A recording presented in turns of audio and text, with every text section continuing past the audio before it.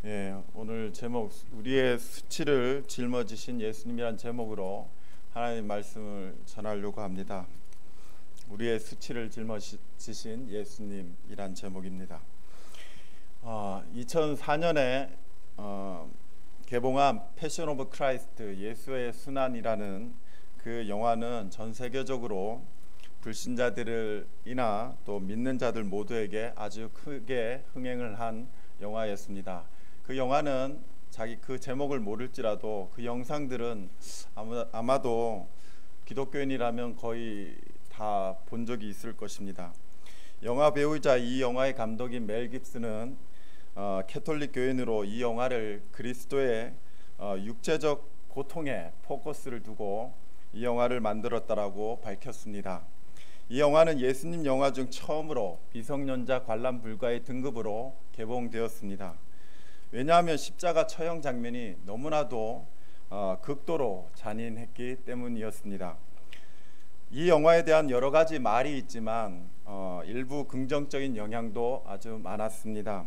워낙 잔인하고 자극적이고 그렇게 자극적이지 않으면 관심을 가지지 않는 오늘 우리 시대에 이 영화는 불신자들에게 아주 아무런 죄가 없는 예수가 흉폭하게 아주 흉악하게 참혹하게 처형당했음을 그들이 알게 했습니다. 또 충분히 존경할 만한 예수는 존경할 만한 기독교 창시자다 이렇게 그들에게 각인되게 만들었습니다. 믿는 자들에게도 또한 예수님이 어떤 고통을 우리 대신 짊어지셨는지를 다시 보게 하고 또 십자가 대속의 은혜에 대해서 우리가 더욱 더 감사하게 그렇게 만들었습니다.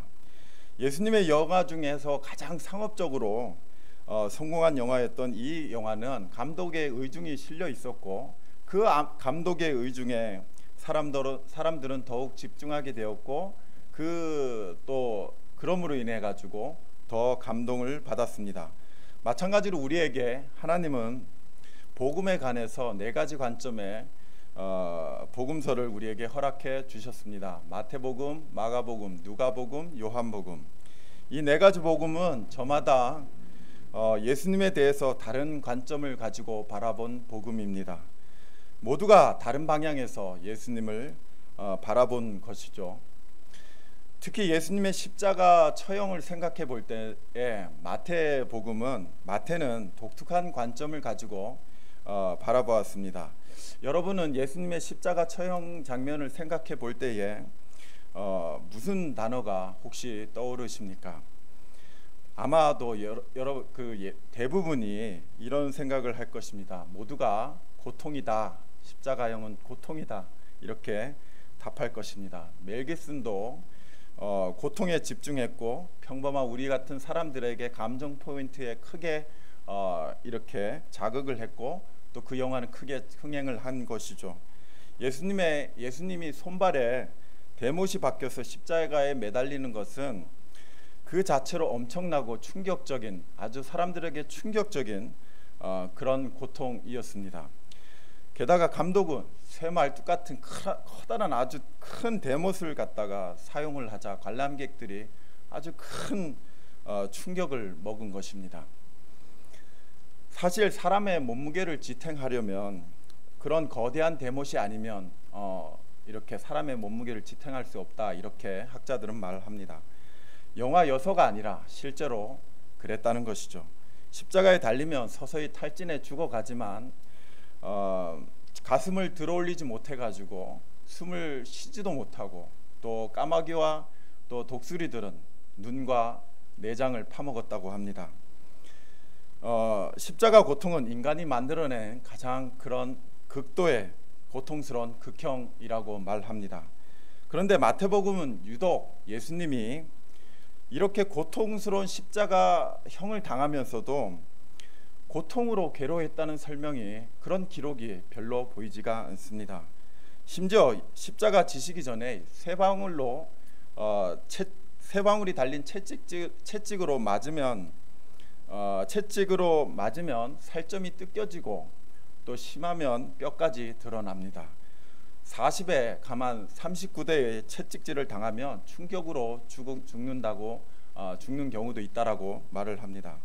심지어 십자가에 달리고서라도 육체적인 고통을 표현하는 듯한 그런 기록은 마태복음에서 엘리 엘리 라마 사박다니, 나의 하나님 나의 하나님 어찌하여 나를 버리셨나이까, 시편 22편에 그 말씀밖에 보이지가 않습니다. 그런데도 마태복음은 예수님이 엄청난 고통을 겪었음에도 불구하고 피를 흘리고 살이 찢기며 실신했다는 그런 기록이 마태복음에는 보이지가 않습니다. 마태복음은 다른 복음서의 관점인 특히 멜 깁슨이 이렇게 관점을 가지려고 했던 그 고통의 관점과는 다른 예수님의 다른 모습을, 십자가 처형을 말씀하고 있습니다. 예수님이 멜 깁슨의 영화에서 묘사한 것 이상으로 말할 수 없는 고통을 받으셨음은 변하지 않는 진리입니다. 진심 예수님이 받으신 육체적 고통은 묘사가 불가능할 정도로 극도의 고통이었을 것입니다. 하지만 오늘 본문을 우리가 읽어보면 마태복음은 29절과 또 31절에서 반복해서 희롱이라는 단어를 강조합니다. 심지어 오늘 본문을 넘어가지고 39절과 41절 역시 모욕하고 희롱이라는 단어가 나옵니다. 그래서 보면 이렇게 한번 보여주세요. 저기 29절에 무릎을 꿇고 희롱하여, 그 다음에 31절에 희롱을 다한 후, 그 다음에 39절에 예수를 모욕하여, 그 다음에 41절에 희롱하여 이르되. 여러분 잘 보시면 희롱이란 단어, 모욕과 희롱은 거의 비슷하죠.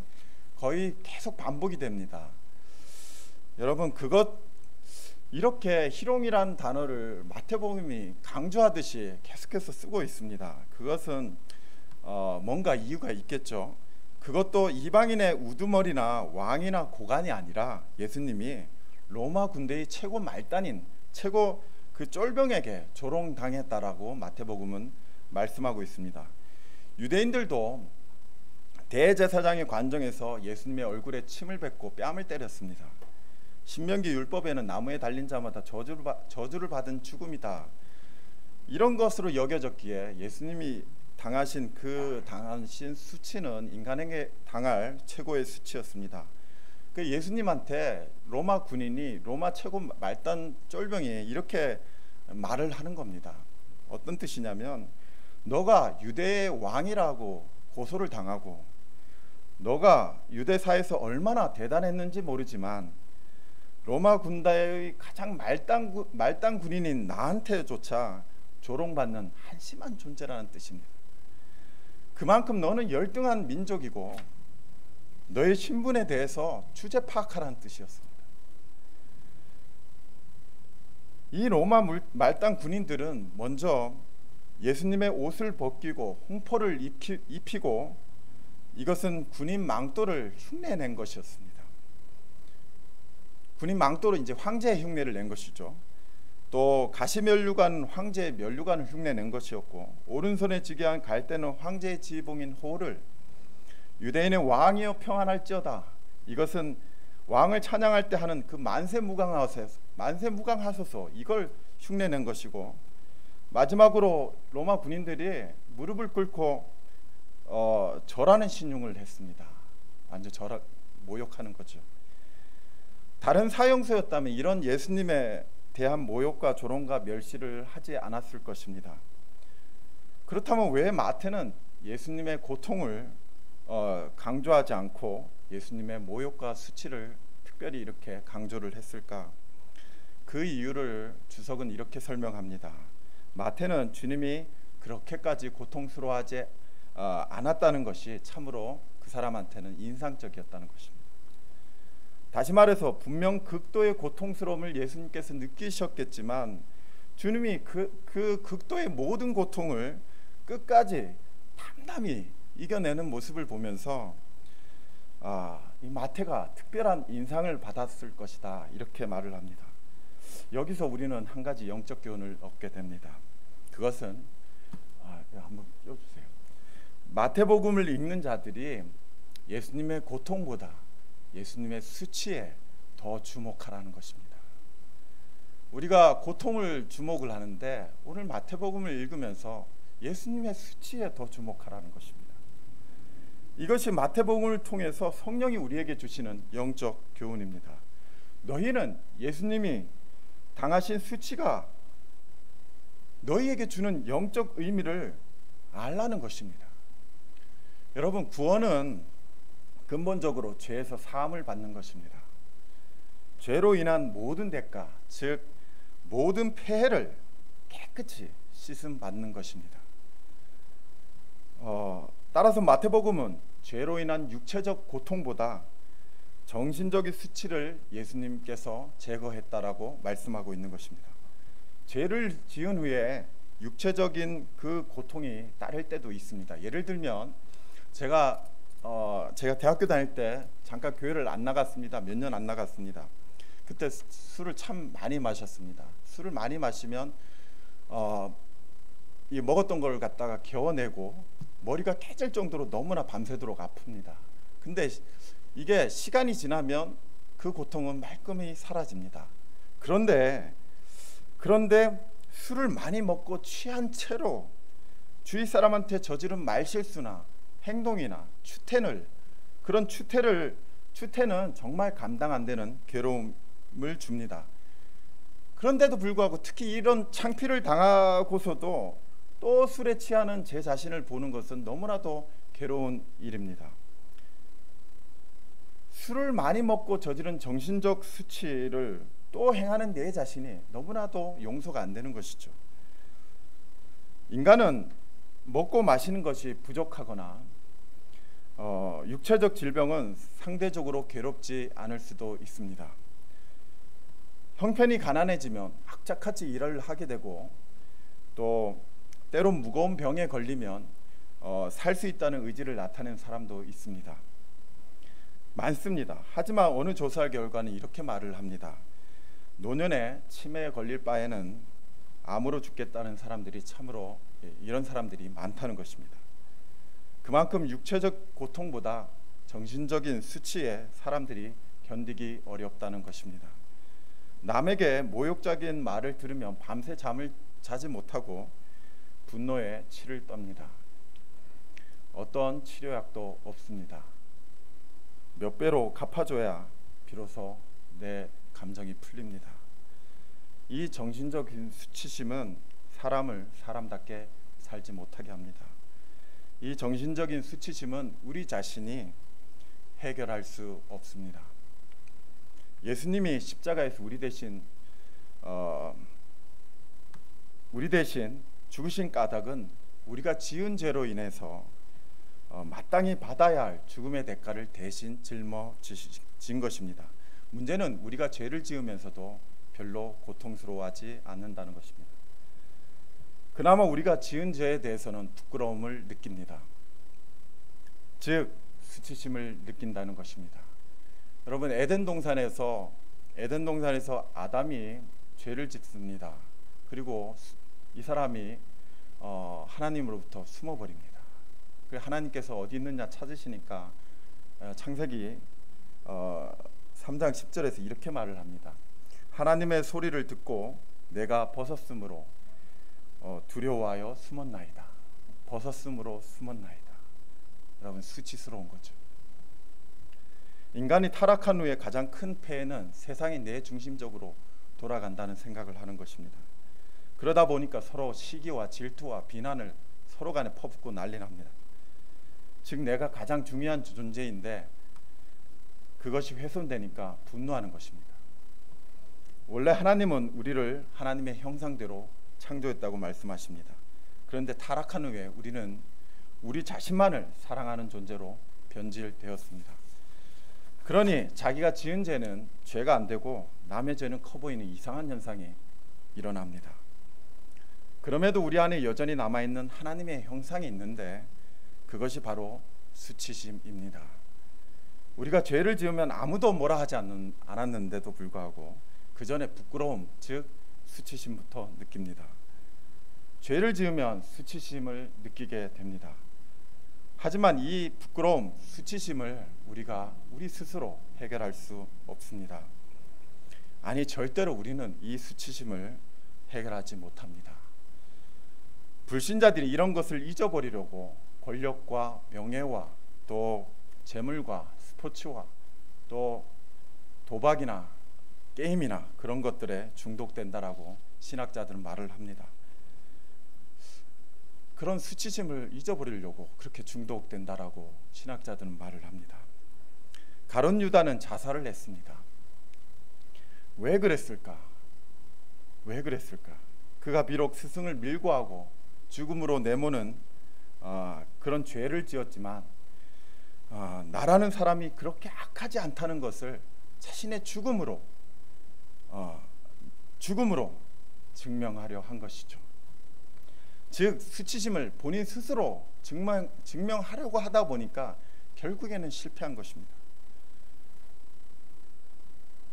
그 로마 군병들은 예수님을 십자가에 못 박은 후에 그 옷을 나눠 가졌습니다.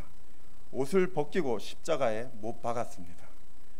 유대인들은 옷을 이렇게 입었다고 합니다. 겉옷과 속옷과 또 허리띠와 샌들, 이 네 가지로 유대인들이 입고 다녔답니다. 그때 예수님의 십자가를 지키는 로마 군인은 4명이었을 것이다, 이렇게 추측을 합니다. 왜냐하면 로마 군인들이 4명이 한 개조로 이루어졌기 때문에 한 4명쯤 되었을 것이다, 이렇게 얘기를 합니다.